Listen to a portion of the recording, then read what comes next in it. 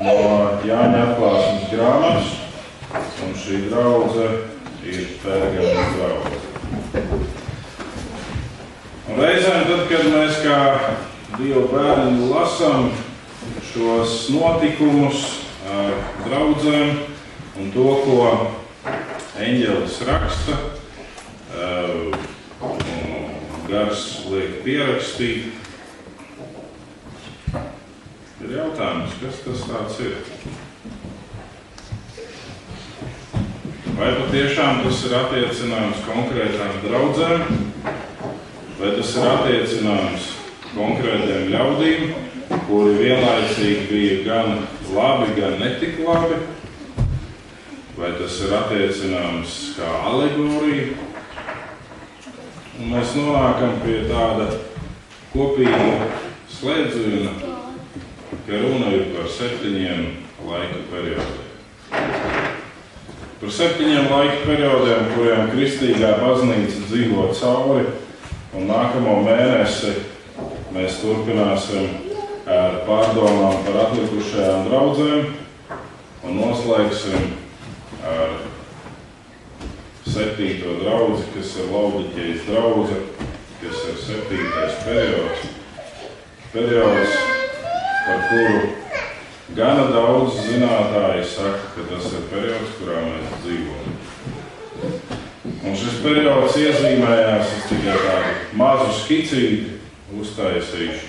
Šis periods iezīmējās ar cilvēku izvēli pateikt, ar mani viss ir kārtīgi, man neko nevajag.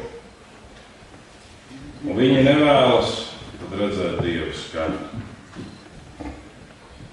Un Dieva skats ir, bet tu nezini, ka tev daudz kā pietrūkst. Tu nezini, ka tu patiesībā esi nožēlojams. Nē, man viss ir labi.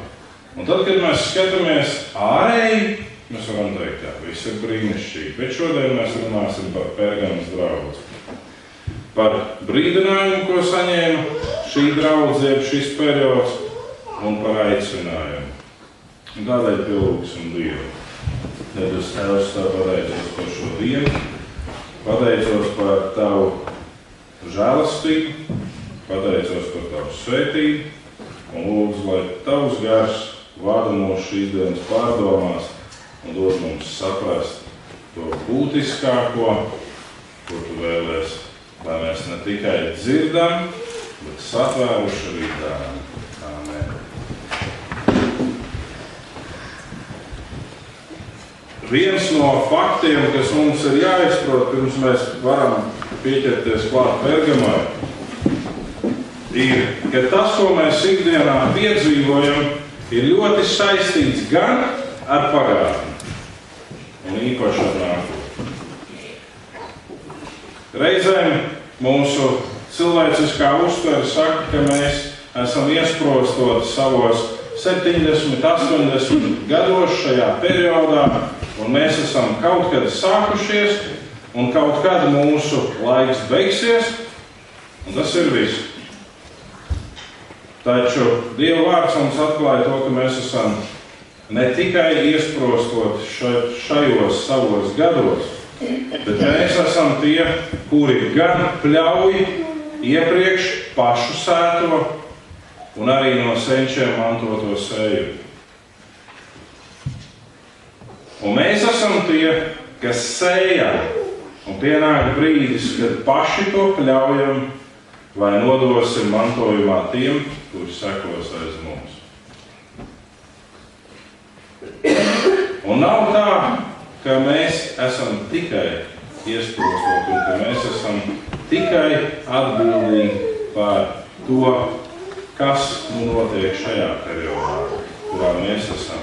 Un tad, kad mēs skatīsimies Pērgamas draudzes periodu, tad paturēsim to prātā un atmiņā, ka zināmas lietas, ko Pērgamas draudzei Dieva gars pārmet, ja par ko uzteic, ir lietas, par ko varam tikt uzteikt arī mēs, jebkuras kā aizrādījums izskan arī mums.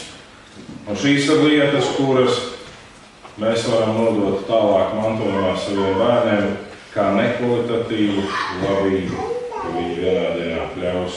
Galatiešiem 6. nodaļa 7-10, Galatiešiem 6, 7, 10 ir rakstīts: nepievilieties, Dievs nekļūs par apsmieku. Ko cilvēks sēj, to viņš arī kļaus. Tie, kas sēj savā miesā, tas no miesas kļaus postu, bet kas sēj garā, no gara kļaus mūžīgo dzīvību. Darīsim labu nepagurdam, jo savā laikā mēs kļausim, ja vien nepadosimies. Tad, nu, kamēr mums ir laiks, darīsim labu visiem, īpaši tiem, kas ticībā pieder pie mūsu saimnes. Apostols Pāvils norāda uz būtiskajām iezīmēm. Pirmais, Dievs nekad nav kļuvis par apsmieku, un viņš nekļūs par apsmieku. Un pat ja reizēm mēs vakar ar jauniešiem runājām, pat ja reizēm mēs lūdzam un atbildes nav, mēs lūdzam vēl cītīgāk un atbildes nav. Un šķiet, Dievs tā kā būtu pūlis palicis. Tas, ka mēs nesaņemam atbildi, kādu mēs vēlamies, nenozīmē, ka Dievs guļ vai ir pūlis palicis. Tas nozīmē to, ka vai nu mūsu lūgšana ir tik uz sevi centrēta, ka viņa nesniedz līdz Dievam, vai arī nav īstais laiks atbildēt. Atcerēsimies, ka Dievs negrib kļūt par apsmieku. Un otra lieta, ko mēs redzam, ir par diviem sēšanas variantiem. Gan par sēšanu miesā, gan par sēšanu garā. Kādi ir motīvi tam, ko tu dari? Mēs esam šad un tad runājuši par šo jautājumu un pieminējuši motīvus, bet šodien ir tā diena, kad tu vari ielikt svaru kausos sevi, savas domas, savas ilgas, savas vēlmes, savas darbības un pajautāt: Dievs, varbūt tu varētu šodien nosvērt un pateikt: tev ir pieņemami mani motīvi, vai ne? Vai mani motīvi ir garā sēta, vai mani motīvi ir fiziski, miesīgi, tikai tas, ko es esmu iecerējis, ieplānojis un fantastiski gribu pavērst.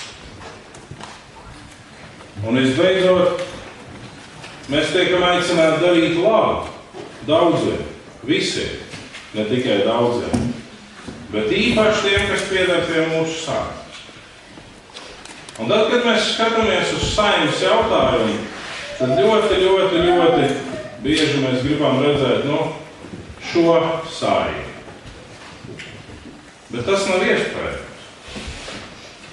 Jo tad, kad kāds no jums vēlās lietot Japāņu elektrotehniku, jums ir jāizpēta šī tehnika, jāizlasa instrukcijas, un tad jūs varat sākt lietot. Vai ne? Nevis vienkārši es te paņēmu Japāņu tehniku un es būšu baigi piesaistīts Japāņu. Un ticiet vai nē, tiem no jums, kam ir līdz Bībeles, jūs varat paskatīt, tā ir viena ebreju grāmata. Un lai mēs varētu uzskatīt sevi par daļu pie šīs ebreju saimnes un viņu solījumiem, mums viņi ir jāizpilda. Un savādāk nekā mums tas kopā nelīmēsies. Savādāk mēs būsim tādi asimilējuši, kaut ko paņēmuši, kaut ko nē, un tā brīnišķīgi padzīvosim.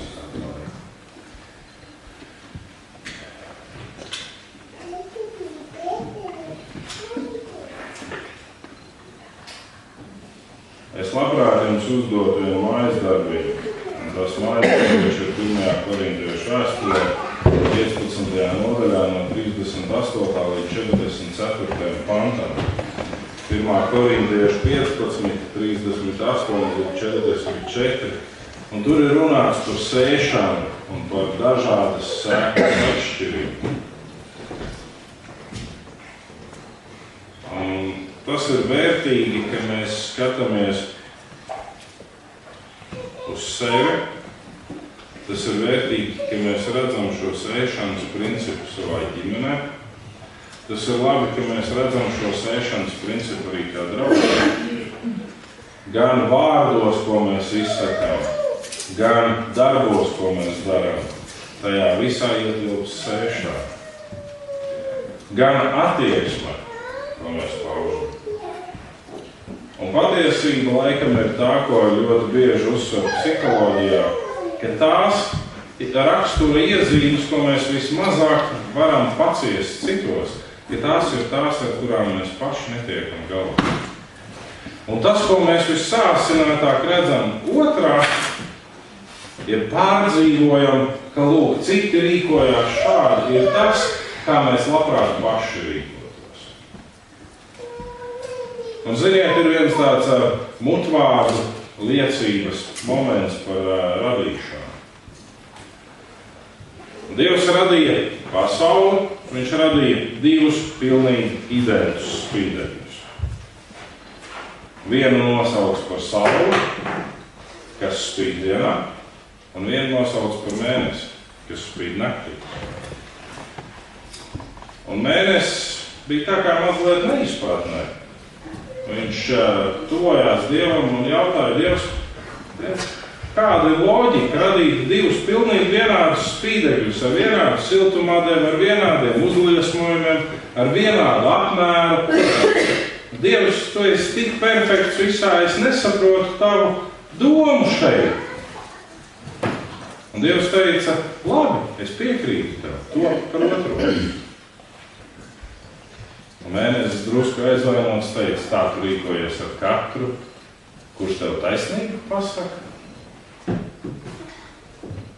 Pēc laika apdomājies, viņš atnāca pie Dieva un teica, jā, labi, es esmu apdomājies un es izvēlos būt otrais.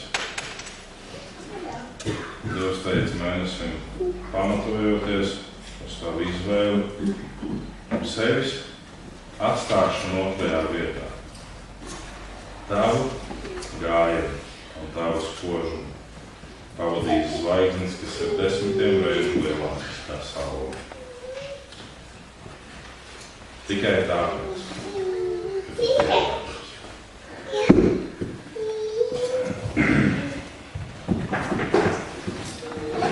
Kā jau mēs pieminējām, ir skarbi ziņojumi draugu periodiem par tādu svešu iezīmi kā sinkrētismu. Un visvairāk sinkrētismu pārmet 7. periodam.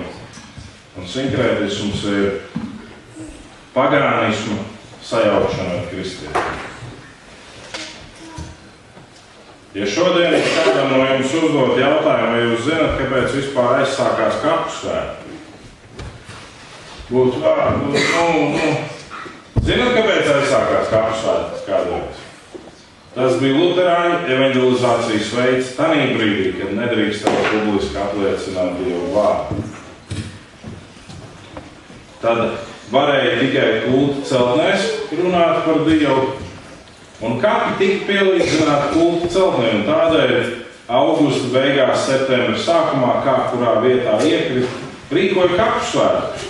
Ja cilvēki sanāca, tie bija kā tāds brīdis, kad sakopa kapiņus, pielika svecītes, un mācītājs varēja brīvi uzrunāt cilvēkus. Un to pieļāva. Baznīcā iet, daudz baidījās. Publiskās vietās runāt mēs nevarējām. Un tika svinēti kapu svētki. Ja šodien mēs pajautājam, kas ir kapu svētki, tas ir tāds dīvains, neizprotams brīdis, kad atnāk mācītājs, kaut ko pasaka, padzied kāds dziesmas, un kāpēc viņš vispār ir sācies? Tas bija evanģelizācijas veids. Un turpatās blakus mēs pieliekam tādu brīdi kā mūžības svētdiena, kā mirušo piemiņas diena. Un jautājums ir, kas kopējs ir mirušo piemiņas dienai Kristīgo baznīcu, kura starp citu tiek svinēta pamatā austrumu bloka valstīs, un kura tiek svinēta vienā laikā ar Latvijā tik ļoti pieņemto veļu laiku.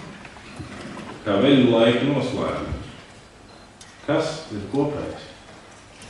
Tas, ka mēs pieminam, ka lūk, tāds brālis vai tāda māsa ir bijusi mūsu vidū, ļoti brīnišķīgi.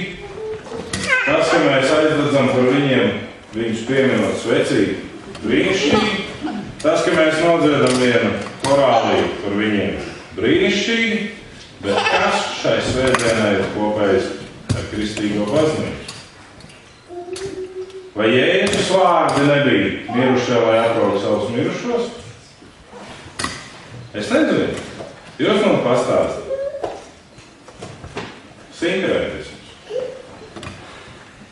Lieta, kad mēs kristīgojam pagānismu. Kad mēs mēģinām viņu tā smuki samiksēt. Un tas pamatā notiek Konstantinopoles laikā. Pirmajos koncilos vēl ne, bet vēlāk. Kad mēģinām atrast kaut kādas pasaulīgas tradīcijas, ko ieviest baznīcā. Kad mēģinām atšķirties no pamata cēluma, par ko lūkšanu naktī runājām Romiešu vēstule 11. nodaļa. Ir mežaļas koks un dārzaļas koks. Un mēs esam kā mežaļas koki zar pie dārzaļas koki. Bet ik pa brīdi mums ir tādas stipri mežonīgas tendences un tieksmes. Samiksēt kaut ko. Padarīt skaistāk, padarīt jaukāk. Sajaukšanās. Un ja mēs paskatāmies tā ļoti kritiski un vēsturiski uz to, ka tur ir visas ikonas ierāpušās baznīcā un daudz kas cits, tad mēs varam pateikt, ka tā ir pilnīgi pagātnes sapīšana ar kristietību. Es šodien neesmu nobriedis runāt par ikonām, es šobrīd neesmu nobriedis runāt par daudz citām lietām, es šobrīd esmu nobriedis runāt par to, domājiet paši. Galu beigās ne es viens esmu draudzi, mēs kopā esam draudzi, un mēs varam teikt, šo mēs pieņemam un to mēs nepieņemam. Bet tā kā ir tāds stipri liels nihilīsmu gars, ka mums nekas neinteresē, kā tikai atnāk, pasēdēt siltumā, pierakstīt kaut ko, parunāt mazliet un aiziet prom, tad mums ir pilnīgi vienalga, Margarietiņas liekamais korā, kura priekšā es apstājos un neviens viņus neredz, vai mēs tur izgrabtu ķirgu uzliekā. Atšķaidītais evaņģēlijs, par ko cīnās 7 draugu periodā Dieva gars, ir svēto rakstu skaidrojums, kas neizpēta svēto rakstu pamatbūtību.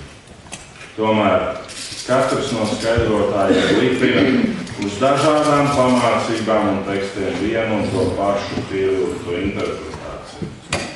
Mēs nerunājam par to, ka mēs šķidru evaņģēliju pasakot, vai atgriezieties no grēkiem, vai liecieties kristīties, vai Dievs tik ļoti pasauli, daudz citas rakstures.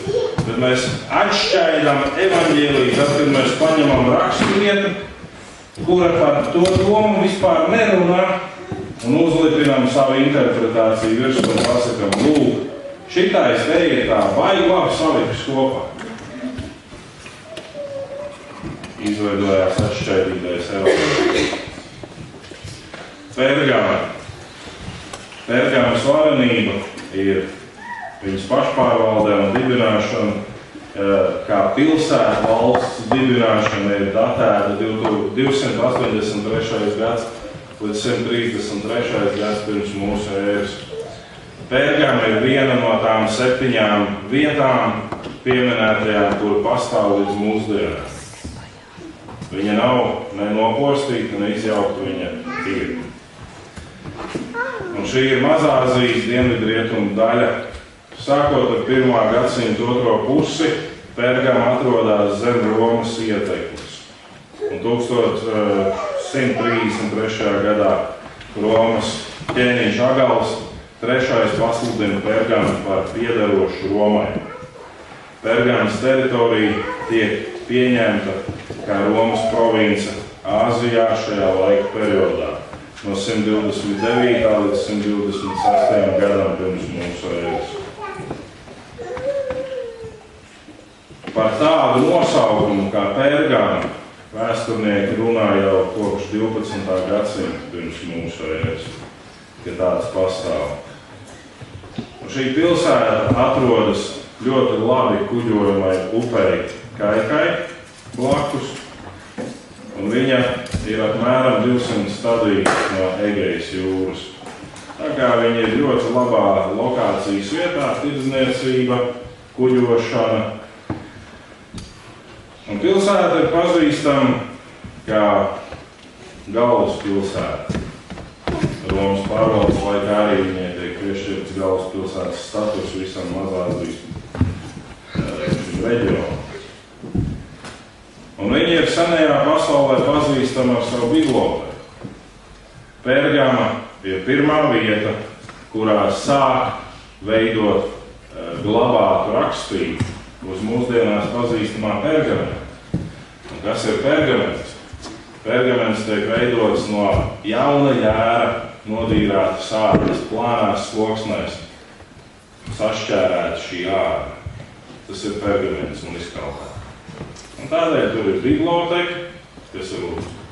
Tu domāji, ka tas ir no kaut kādiem šitiem te? Nē, tā ir jērā. Un šodien šo pilsētu, kas ir ietilpusi Turcijas daļā, sauc par Bergamu.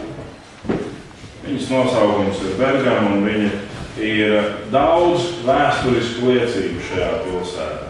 Bet bez visa tā labā, kas ir pilsētā. Pilsētā ir centrālais templis, un templī atrodas dieveklis Eskulapis. Šis templis ir paredzēts šim dieveklim. Un Eskulapa atveids ir dzīvi čūska.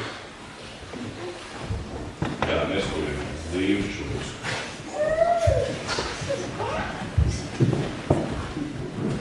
Vārds Pergama nozīmē, kā nocietinājums ir cietoksnis tulkojumā. Un viņu var tulkot arī kā citadeli, ja kā tādu, kaut ko krāšņu, kā jau ir galvaspilsēta pieminēta un visu. Un viņa ir tāda forša pilsēta ar savu cietoksni, ar visu, un senajā pasaulē viņa bieži salīdzināja ar Troju, jeb sauca arī par Troju, helenistiskajās valstīs. Un tad mēs apstājamies pie trim būtiskajiem aspektiem. Kas ir labs un kas ir slikts Pergamas periodā, ko mēs gribam noskaidrot. Un mēs gribam saprast, par kur vēstures posmu runa, un mēs gribam saprast, kā mēs to visu varam lietot šodien. Un mēs lasām Atklāsmes grāmatas 2. nodaļu, 12. līdz 17. pantus, Atklāsmes 2, 12, 17. Un Pergamas draugs eņģelim raksti, tā saka tas, kam ir apus griezīgs zobens. Es zinu, ka tu mīti, kur Sātana tronis, un turi man vārdu, un neesi noliedzis man ticību, arī ne tajās dienās, kad jūsu pilsētā, kur mīt Sātans, tika nokauts mans uzticamais liecinieks Antīpā.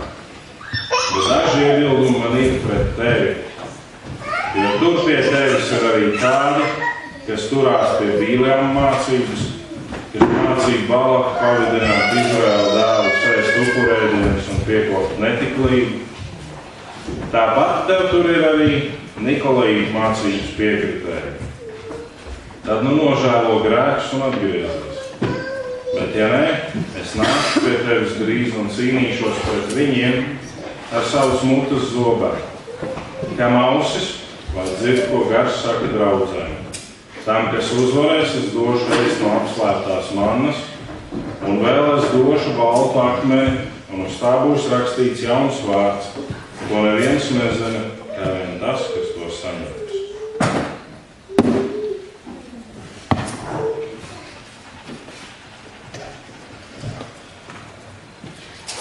Mēs redzam divas daļas, labo un slikto. Un Pirmo mēs apskatīsim labo, ko Dieva gars saka draudzei kā labu.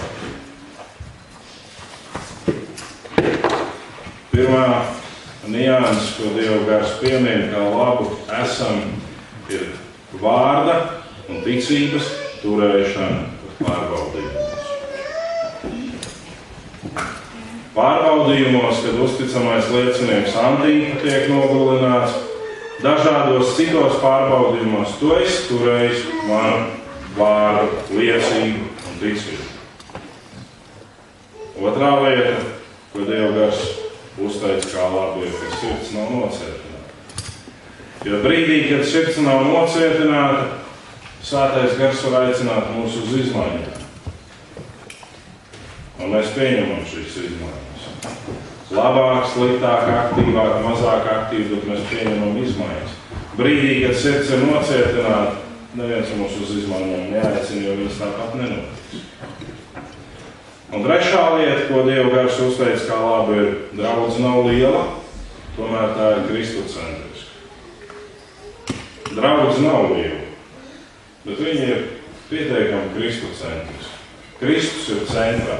Un neatkarīgi no tā, ka tur ir Sātana tronis, jeb dievekļa egāla teiklis, un kad ir Sātana sinagogas piekritēji, kuri ir sinkrētismā sajaukušies stipri.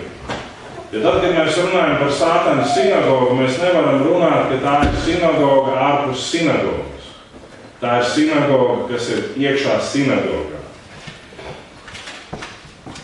Un reizēm mēs kā tādi aktīvi kristieši cīnāmies par lietām, par kurām mēs patiešām varam tikt klasificēt kā Don Kihota cīņa ar veidzirnavām, kas ir patiesībā tukša gaisa sišana. Tas nav nekas, bet tur, kur ir Sātana sinagoga, tur ir... Mēs par to jau mācījāmies pagājušajā svētdienā. Tas ir, ka nevis pagāni cīnās pret draudzi, bet draudzes iekšējie ļaudis cīnās pret ticīgajiem. Jēzus teica to jau pirms Dieva gars runā par 7 periodiem, ka būs periodi, kad būs situācijas draudzē, kad nevis pagāni jūs mocīs, bet draudze pati sevi mocīs. Mēs šodien neiedziļināsimies, ko tad sevi ietver šis Sātana sinagogas fakts, bet mēs ejam pie sliktāk. Tātad draudzes vidū ir maldu mācītāji. Vai jūs varat piekrist tam, ka Dievs kļūdās? Ka Svētais gars dod kļūdainas norādes? Šorīt sastapos ar pārliecību, ka pat Sātanu Dievs izmanto savā labā. Un Sātans nevar rīkoties pēc Dieva pieļautajām brīvībām. Mēs ļoti bieži uzteicam Sātanu kā vēl vienu Dievu, kuram ir vara ārpus Dieva kompetences iet un bīdīt un darīt un kārdināt un sist un iemājot un dāvināt. Pirmkārt, es neesmu piedzīvojis, ka zaglis kaut ko dāvina. Jo Dieva vārds saka, ka viņš ir nācis vienīgi zakt un nolaupīt. Un laupītājs nevienam neko nedāvina, viņš laupa. Ne? Pie tā arī paliks un tālāk neiesim. Un Sātans nav tā persona, kura varētu rīkoties ārpus Dieva kompetences un būt lielāka kā Dievs. Ne? Un Dievs nekļūdas. Un ja pats Sātans Dievam kalpo un izpild Dieva mērķus, tad arī tas, ko es jums tagad pateikšu, kas varbūt mūs mazliet samulsina, ir Dievam par godu. Nikolīta aizsācējs, šis maldu mācības aizsācējs, ir tas, ko izvēl apustuļi ar Dieva gara zīmogu, lai kalpotu atraitnēm un bāriņiem pie galda. Par ko mēs varam lasīt apustuļu darbu grāmatā 6. nodaļā, 5. pantā. Ja tur tiek izvēlēts brālis vārdā Nikolais no Antiohijas. Viņš ir prozelīts, viņš nav ebrejs. Viņš ir neebrejs. Prozelīts viņš ir tāpēc, ka par prozelītiem sauc tos ebrejus, kas pieņēma divas ebrejiem noteiktās lietas. Un tas ir derība ar Dievu, jeb apgraizīšana, un otrs ir kušrams. Kušrams ir visi ēšanas priekšraksti, kas ir noteikti ebrejiem, ko drīkst ēst un ko nedrīkst ēst. Tur ir par tiem, kas min zemi un atgremo, un kuriem ir šķeltinagi un nav nagi, un jūs zināt kušrām. Un zīvis bez zviņām nedrīkst ēst, un zīvis ar zviņām drīkst ēst, to jūs zināt. Šīs divas lietas pieņēma prozalīti, un tad viņi, kā neebreji, pievienojās ebreju tradīcijām. Dievs no pagāniem to nepieprasa. Bet Nikolais to bija pieņēmis pirms viņš bija kļuvis par kristieti. Un viņš ir no Antiohijas, un viņš ir prozalīts, un kādā brīdī viņš sāk savienot kristietību, judaismu un gnosticismu. Un no nikolaitisma izveidojās arī gnosticisms. Un gnosticismā viena no būtiskākajām iezīmēm ir pasaule sadalīta divās cilvēku kategorijās. Vienās kategorijās ietilpst pneimatika, un vienā ietilpst psihika. Un ja mēs varam runāt par kaut kādu tādu necienīgu rasismu, tad gnosticisms ir viens no šī rasisma veidiem, un viņš vēl spēcīgi darbojās Ku Klux Klana laikā, jo Ku Klux Klani sadala cilvēkus divās sugās – dzīvnieku cilvēku un cilvēku. Gnostiķi sadalīja pneimatiķos un psihiķos. Viena kategorija, kuriem ir dvēsele, gars un miesa, un otra kategorija, kuriem ir tikai miesa un gars. Un kuriem nav nekādas cilvēcīgas raksturiezīmes, un visbiežāk šajā kategorijā ietilpa psihiķos ietilpa melnādaini. Jo viņi ir krietni atšķirīgi kā mēs, viņu dzīvesveids, viņu dzīves uztvere ir krietni atšķirīgi, tāpēc viņi nav cilvēki.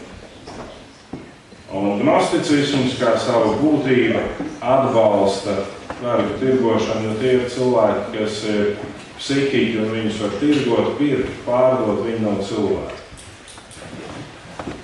Un tātad Nikolais ir viens no šīs mācības aizsācējiem un vēl viens viņas turpinātājs un stiprs atbalstītājs ir Burvis Sīmanis no Zamāriņas. Tātad draudzes vidū ir maldu mācītāji, kuri māca līdzīgi tā kā Bileāms mācīja Balāmu. Tas jau nekas, ka šī gaļa vai šī maize tiek nesta par godu kādam auglības dievam, vai aštārtei, vai vēl kaut kam. Mēs jau viņu arī varam lietot. Un mēs sakām paldies Dievam, ka mēs esam izbēguši no šī laika perioda. Un es jums saku muļķības. Cik no jums ir ēduši kuļiņu Paskas laikā? Nezināt, kas ir kuļiņš? Tad nākamreiz, kad pienāk tas periods, kad var ēst kuļiņš, paskatieties, kam viņš ir līdzīgs. Un kam par godu viņu pienes. Viņš ir tāds kaut kas līdzīgs tur zem pavēdnes. Viņš ir auglības dieva lukuma simbols. Tas nav mans izdomājums. Bet viņš ir pieņemts kā ļoti laba lietiņa. Kāpēc mēs viņu nevaram ņemt? Nikolais kādas pat lietas darīja. Un tāpēc mēs esam aicināti savu Japāņu tehniku izkopt un apspriest, vai mēs to varam, vai mēs to nevaram. Un nevis tāpēc, ka man tā nepatīk. Es arī esmu ēdis kuļiņu. Nevis tāpēc, ka man kaut kas nepatīk, bet tāpēc, vai nu mēs to varam, vai nu mēs to nevaram. Un tas ir nopietnas jautājums, jo Dieva gars saka, es nākšu un es cīnīšos. Kāpēc? Tāpēc, ka nav iespējams, ka mēs Dieva valstībā ievelkam pagānus. Tad jau mēs varam arī to krustu nomainīt. Tas ir tāds nāves simbols. Uzliekam vienu auglības simbolu krustu vietā. Nē? Tas taču būtu daudz labāk. Un otra lieta, ko Dievs pārmet kā slikto, ir netiklības piekopšana. Kad draudze atļauj piekopt netiklību. Reizēm mēs esam tādi skarbi, it sevišķi, ka mēs skatāmies uz gliku tulkojumiem, arī tagad uz jauno un sakam, jā, kā tad bērni var lasīt viņu, tur ir tik brutāli vārdi lietoti. Ziniet, reizēm tā sajūta ir tāda, ka brutalitāti atbalstītu darbībās kristīgi, ka brutāli dzīvot ir kristīgi, bet brutāli runāt nav labi.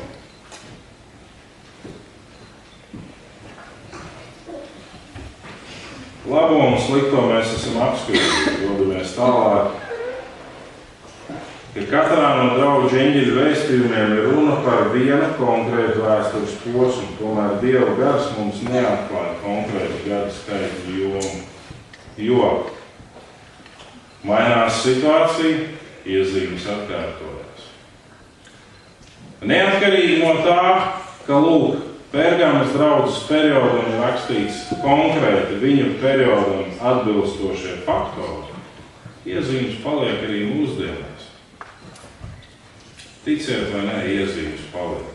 Patīkams tas vai ne. Lai gan apostols Pāvils saka, ka draudzē situācijai vajadzētu būt tā, ka nav nec vīrietis, nec sieviete, nec vergs, nec brīvāks. Situācija paliek. Un labi, ja reizēm var izskaust šo situāciju, bet situācija paliek. Un dalīšanās paliek. Un tas nav labi. Lai arī mainās posmi, iezīmes paliek. Vēstures posmi nav datējumi ar konkrētiem laika periodiem. Mēs savā brīdī cīnāmies ļoti un sakam, neko postmodernu, neko tādu. Mēs paši apjūkam. Mēs tā kā kamolā samudžinamies. Jo modernie laiki beidzās. Un periods starp moderniem laikiem un nezinu kādiem vēl tur laikiem saucās pēc modernie laiki, ir postmodernie laiki. Un ko nu mēs varam darīt, ja postmodernie laiki pēc zinātnieku aplēsēm sākās ar 1963. gadu. Tad, kad vien lielākā daļa no klātesošiem nebija vēl dzīvos. Ko mēs varam darīt, ja mēs piedzimām postmodernajos laikos? Tad svītrosim viņus no vēstures ārā. Mēs varam aptuveni datēt, tad varētu iesākties šie laiki. Kad viņi beigsies, mēs nezinām, viņi var iet 100, 200 gadus, viņi var iet 50 vai 10 gadus un sākties jauns periods. Ne? Un modernie laiki gāja savu periodu un daudz ko paveica labu, bet arī daudz ko sliktu. Un postmodernē tieši tāpat, un draudžu periodu tieši tāpat. Un šajā brīdī es gribētu apstāties pavisam īsu brīdi pie viena ļoti sarežģīta vārda, no kā ir atvasināts vārds paradīze, par ko mēs ļoti bieži runājam un domājam, un tad mums sajūta paradīze ar ēdēnam un ēdēnam paradīze. Paradīze ir darbs. Un viņš ir atvasināts no ebreju vārda pardes. Un tad, kad iet runa par dārzu, tad par pardes, tad runa ir par 2 dārziem. Un tur nav 10 un daudz vairāk. Ir 2 dārzi, un vienā lielākā ederēnojums ir abi šie dārzi. Un jautājums ir par šo dārzu kopšanu. Nosauciet no šos dārzus.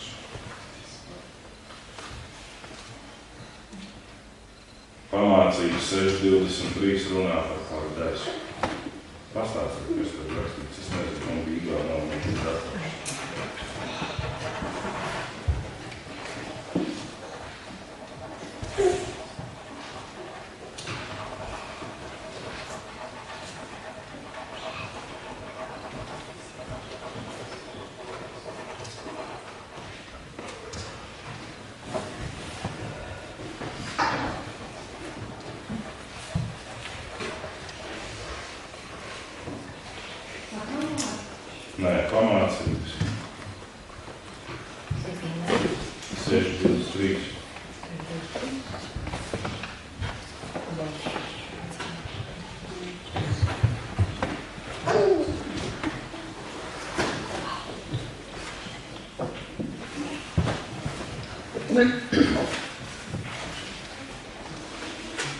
No. Un pārmācības ceļš ir dzīvības ceļš, lai sargātu tevi no ļauna. Vai ne?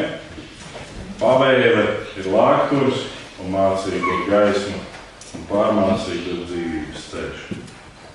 Kas tad ir pavēle? Par ko šeit Zalmans runā par Dieva vārdu? Lūk, pirmā paradīze. Pavēle ir lūgturs, ir gaismīgs. Un tad, kad mēs pieejam Dieva vārdam, tad katrs no šiem burtiem vārdā pār 10 patskaņas kaut ko nozīmē. Un pirmais nozīmē vienkāršību. Tu vienkārši lasi Dievu vārdu. Un otrais nozīmē mājās. Dievs tev caur savu vārdu dod mājās. Tad, kad tu vienkārši viņu lasi, nevis tu lasi, lai izlasītu kaut ko, ar ko vai nu citus iepriecināt, vai sāpināt, vai uzbraukt kādam, vai ko citu darīt. Tad, kad tu vienkārši lasi, tu kopi savas attiecības ar Dievu. Jēzus teica Mateja evaņģēlijā 6. nodaļā. Tad, kad tu gribi kopt attiecības ar Dievu, tad ej kambarī. Ej savā pārdes vidē un kopi savu dārbus. Un trešais D burts ir atjaunošana un salikšana pa plauktiem. Tad, kad tu kopi savu dārbus, tad Dievs saliek lietas pa plauktiem.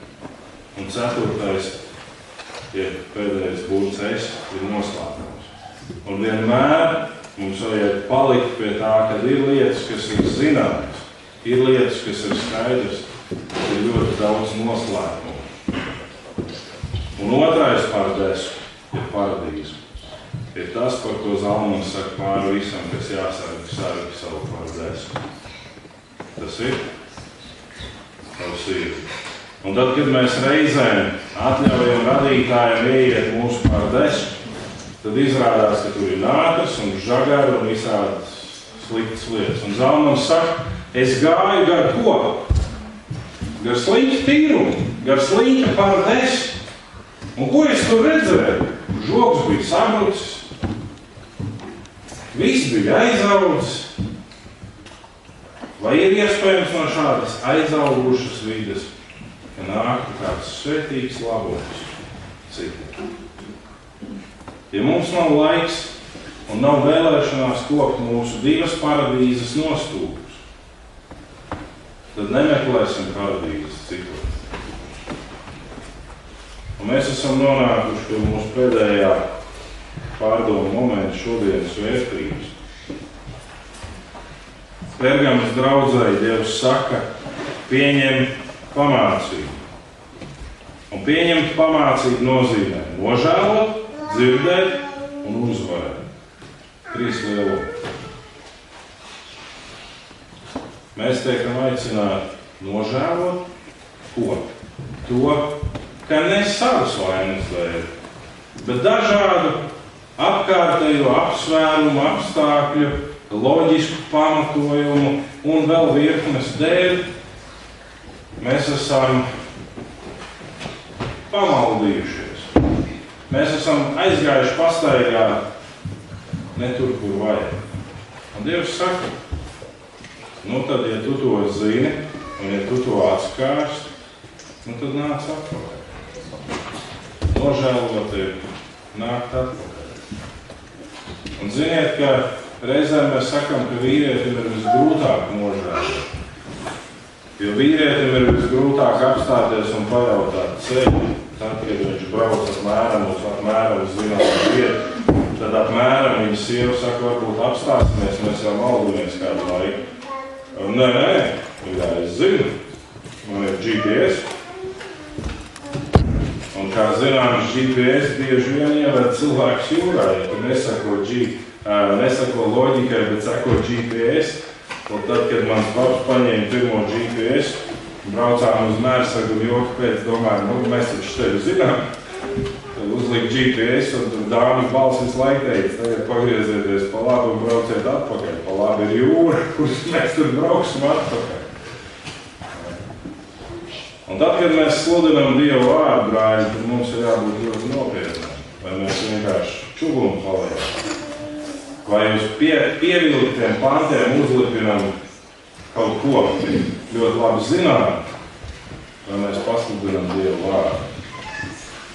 Nožēlo, dzirdi, uzvar. Dievs gars mums aicina. Saprot, ka tu esi braucis ne tur, kur vajag. Tad griez savu kumeļu driņķī un brauc tur, kur vajag. Un tas ir ļoti grūti. Lielākais līgums manā mūžā, ko es esmu līdz savai ģimenei izturēt, ir 120 km. Ceļā no Anglijas uz Skotiju mēs aizšāvām īstēju ceļu galam garām. Nākamais atgriešanās iespējas moments bija pēc 120 km uz bāni. Tā kā man pacietīgā sieva un bērni izturējuši šo braucienu. Nākamais, uz ko aicina Dieva svētais gars, mūs ir zināt svētos rakstus. Ja tu zini, māsa, brāli, vienkāršais draugs, loceklis vai sirmgālis vai bērns vai pieaugušais, ja tu zini svētos rakstus. Un mēs lasām, ka tu no mazām dienām zini, Pāvils saka Timotejam, vai ne? Ka tu no mazām dienām zini. Es patiesībā būtu priecīgs, ja mūsu sistēma būtu pielīdzināta ebreju sistēmai, kur katra 12-gadīga meitene vai 13-gadīgs zēns stātos rabīna priekšā un skaidrot svētos rakstus un lasīt. Jo tad būtu pārliecība, ka tu zini svētos rakstus un ka tevi nevar aizvest mežā, kur sēņa nav un stāstīt, vai tev ir tādas sēņas.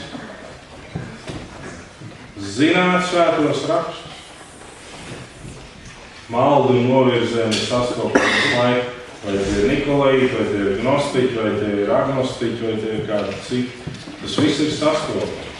Ja tu zini svētos rakstus, nevis tikai dažas rakstu vietas, kuras var lepīt visam klāt. Ja tu zini svētos rakstus, tad tie tev padarīs stipri. Un pēdējais ir izturība. Mums nevajag nodoties iedomu izturībai, taču saprast būtisku. Reiz es redzēju tādu karikatūrisku bildīti par iedomu izturību, kur puisis bija paņēmis ne veidēlu, bet to sērpošanas dēlu. Un manā mēģināja noķert derīto vilni. Un viņam apkārt bija brīnišķīgi salīti gaisa pūtēji, kas radīja vēja efektu, bet viņš bija vannā. Un reizēm mēs savu izturību trenējam, iekāpjot vanniņā ar dēli, sērpošanu, saliekot ventilatorus un pūšot gaisu uz sevi, neizejot reālajā ikdienā. Neliecinot ar visu savu būtību reālajā ikdienā. Izturības treniņš ir noraidīt to, kas ir pilnīgi nederīgs un aplāns. Un neteikt, nu var jau būt, ka tīri tā neko. Noraidīt to, kas ir aplāns un nederīgs. Saknē. Trenēt sev patiesā izturībā. Jo patiesas izturības treniņu mēs sastopam ikdienā. Arī valstī, kurā ir nosacīta Dieva vārda brīvība, mēs sastopam izturības treniņus. Jo ir cilvēki šodien, kas ir ap mums un mūsu vidē, kas saka, nu bet kas tad tam geju gājienam ir slikts? Nu lai taču viņi iet. Vai kas ir slikts tai svētku svinēšanai vai kādai citai? Nu, tas taču ir, tā jauka. meitenei uzlikt kroni ar svecēm galvā un teikt, tu esi mūsu Lūcija tagad. Tas nekas, ka viņai pēc tam salīt parafīnas matos vai nodeļu matu. Galvenais, ka viņa ir Lūcija. Tas taču nav nekas slikts. Noraidīt, trenēt sev izturībā. Pēdējais ir palikt aizsardzībā. Būt atklātam attiecībās ar radītāju. Saņemt pestītāja aizstāvību un šķīstīšanu un nenocietināt sirdi pret svēto gāru. Lūk, ko mums māca Pergamas draudzes raksts un ziņojums eņģelim. Pergamai nebija nocietināts sirds. Un viņi tika aicināti uz atklātām attiecībām ar radītāju, noliekt slikto, novērsties no tā un pieņemt labu. Un saņemt pestītāju aizstāvību. To visu mēs varam panākt, ļaujot Dievam strādāt mūsos un nopietni līdzdarbojoties sevis pilnveidā. Nepieļaujams ir fakts, ja mēs slinkojam un ļaujam mūsu pārdesu aizaugt. Žogam sabrukt un dzīvību sakai izžūt. Un vakardien es tiku uzjautāts, vai man nav nekas pretī, ja es varu izmantot kādas dziedājumus no savu tēva repertuāru, un mēs ar viņu pasēdējām un paspriedām, kas būtu piemērots šodienai.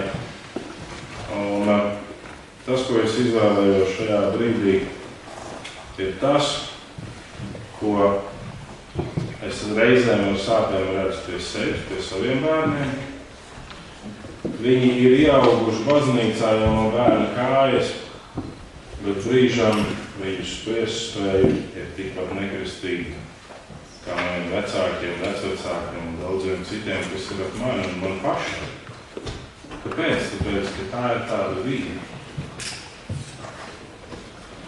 Ja manai mammai būtu notikusi problēma, tādā brīdī, kad viņa aizgāja aplūkot manu tēvu gadu jau stāvējušo moci un būtu piedzimis es, tad jūs man saukt par moci. Ja dzemdības būtu notikušas garžu. Vai tad, ja sieviete dzemdē vannas istabā, tad viņas bērns ir pods? Un ja bērns piedzimst baznīcā, tas nenozīmē, ka viņš ir kristietis. Tas nozīmē, ka mums ir jādarbojas pie tā, lai tad, kad viņam paliek pietiekami gadi, viņš saprast, kas ir labs, kas ir slikts. Un lai viņš prastu kopt savu pārdesu. Un prastu nodot to tālāk saviem bērniem. Tas ir nopietns faktors mums ir katram. Mēs to drīkstam noraidīt.